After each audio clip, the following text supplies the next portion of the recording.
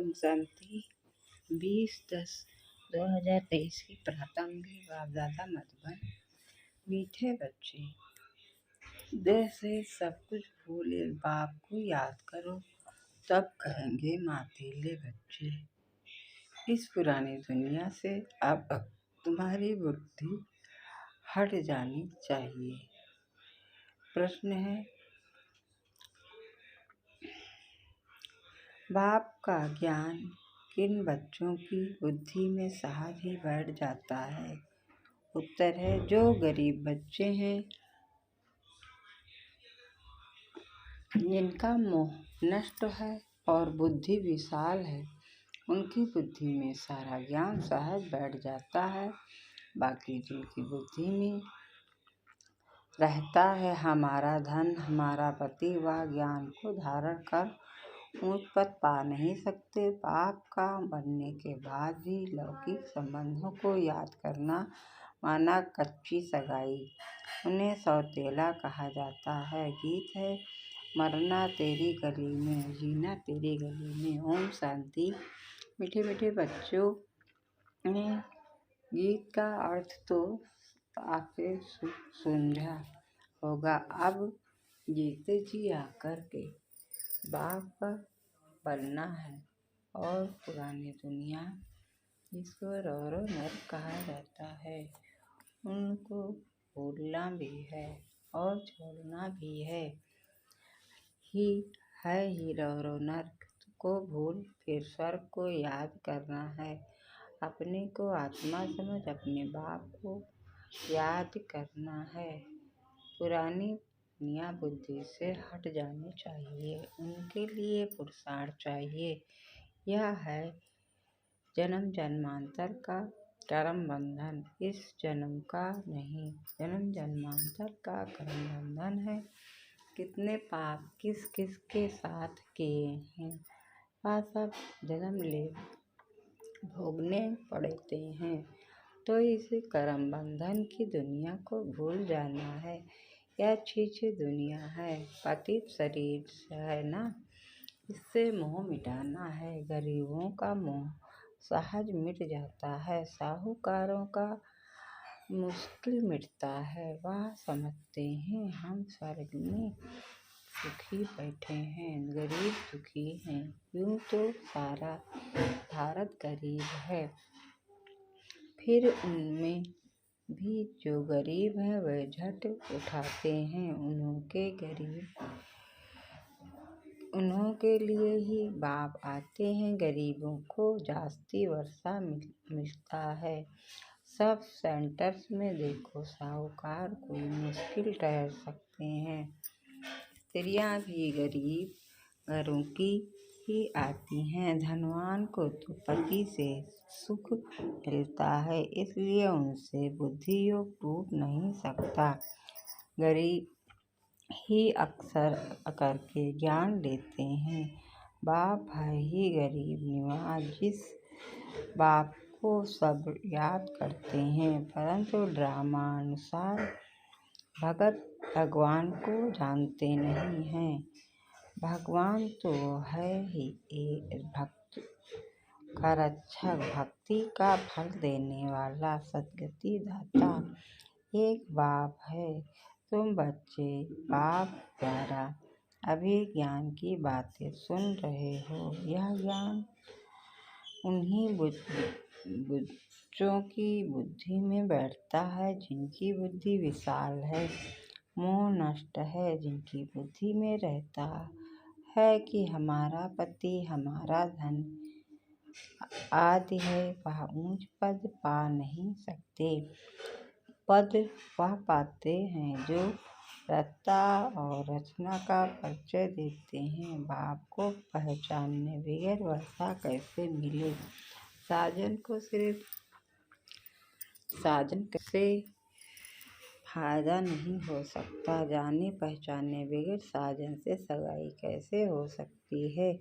कन्या की सगाई होती है तो उनको चित्र आदि दिखाते हैं, फलाने का बच्चा है या एजुकेशन है, आगे दिखलाते नहीं थे। ऐसे ही शादी करा देते थे तो भी उनका ऑक्यूपेशन तो बताते हैं ही, है ना। यहाँ कोई कोई बच्चे अपने बाप को अथवा साजन को जानते ही नहीं हैं, तो सगाई कैसे हो। नंबरवार है कईयों की कच्ची सगाई है, अलौकिक साजन को याद नहीं करते, लौकिक साजन को लौकिक संबंधियों आदि को याद करते रहते, तो गोया कच्ची सगाई है। इनको सौतेले बच्चे कहा जाता है, पक्के तो मातेले बच्चे कहा जाता है। मातेले बच्चे बहुत थोड़े हैं। भट्ठी में इतने बड़े ऊँट में से कितने कच्चे निकल पड़े, अपने साजन को पहचानते ही नहीं, जैसे पारा हथेली पर ठहरता ही नहीं है ना, वैसे ही याद भी इतनी मुश्किल है, घड़ी घड़ी भूल जाते हैं। 25-30 वर्ष वाले भी पूरा याद नहीं कर सकते हैं। तुम जानते हो अलौकिक साजन स्वर्ग के 21 जन्म लिए महाराजनी और राजा बनाने वाला है, सृष्टि के आदि मध्य अंत को जानने वाला है। सजनियों को इतना समझते जाते हैं तो बुद्धि में बैठता नहीं है, बुद्धि पुरानी दुनिया के बंधनों में भटकती रहती है, समझते नहीं है कि मैं बंधन में हूँ। संबंध तो चाहिए एक का, बाकी सब है बंधन।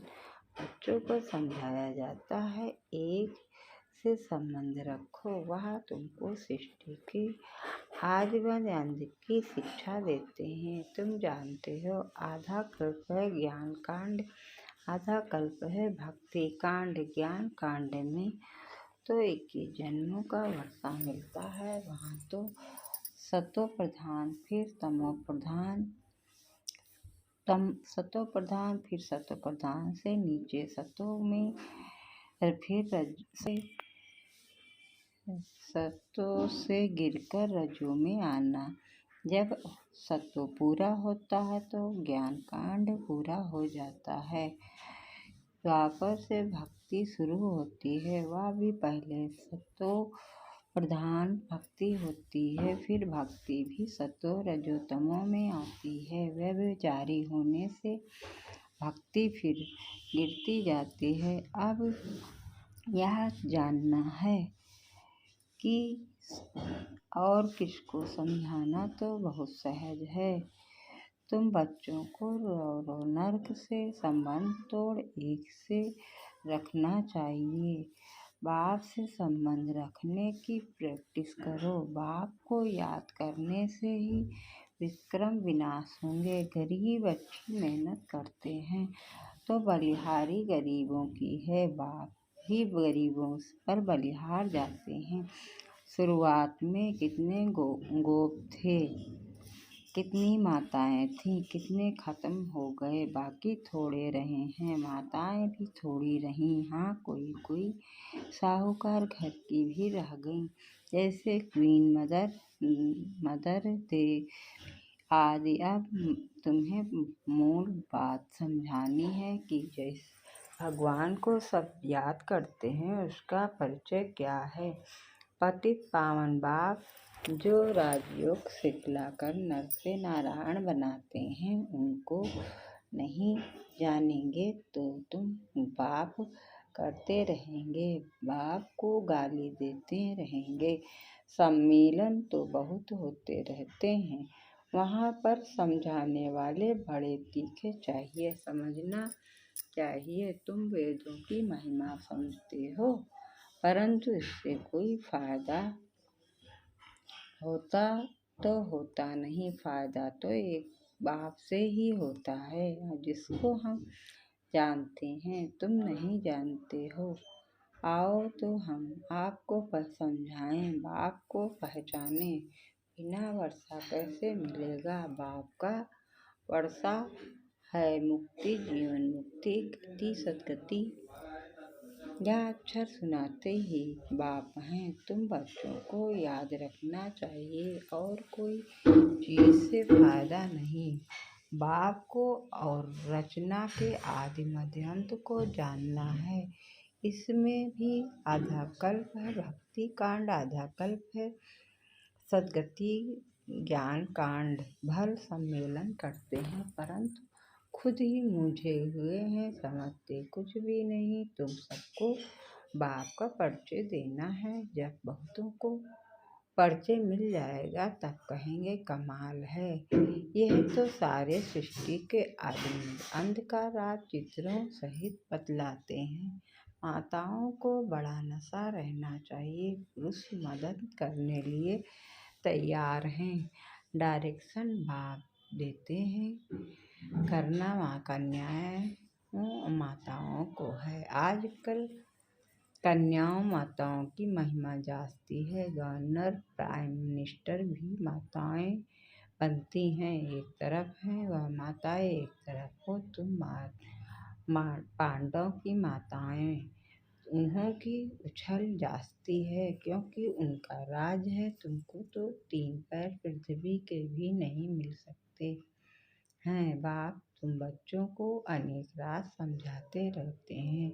तुम अभी स्वर्ग का वर्षा पाते हो। साजन तुमको सिंगारते हैं, महारानी बना देते हैं। ऐसे साजन से बुद्धि योग न रखना, यह तो बड़ी भारी भूल है। बच्चों को समझाते तो बहुत हैं, तुम सिर्फ ज्ञान और भक्ति का कंट्रास्ट बताओ। भारत में ही गाया हुआ है, दुख में सिमरण सब करें, सुख में करे न कोई।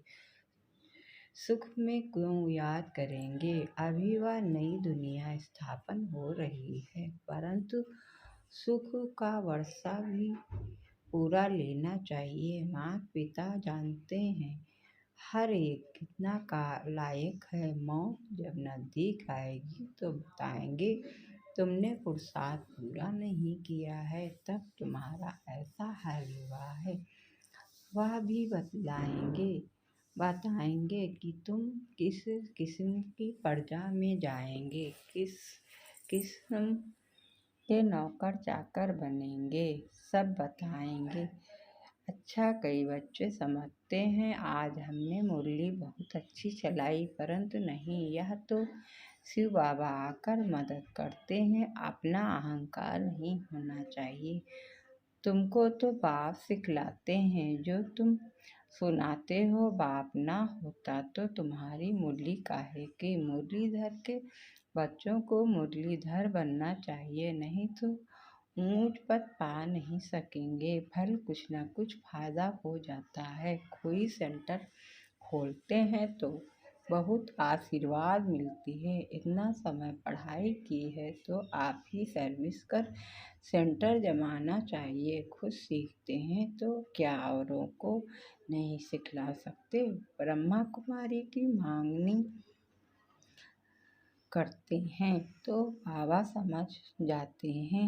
शायद खुद में इतना ज्ञान नहीं है, बाकी यहाँ आकर क्या करते हैं। बाबा तो समझाते हैं, बादल आए रिफ्रेश होकर जाएं, वर्षा बरसाएं, नहीं तो पद कैसे पाएंगे। मम्मा बाबा कहते हो तो गद्दी पकड़ कर दिखाओ। या भी कोई को अहंकार नहीं आना चाहिए कि हमने दिया, तुम कुछ भी ना दो। बाबा तुमको कौड़ी के बदले हीरे देने से भी छूट जाएगा।